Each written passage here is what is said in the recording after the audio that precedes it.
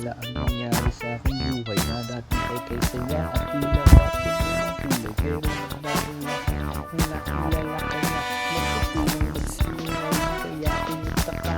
Bagong password sa FB, laging tingin sa CP, kaya talaga yung ay sisipit ko niya sa albi. Araw-araw at gabi-gabi kung nagdarasal na sana ang panluloko niya ay di na magtagal dahil di na nasikmura yung aking iisipin. Mga gabing wala ka ay sino ba ang papili magkisama yun sa kama aking inaalala.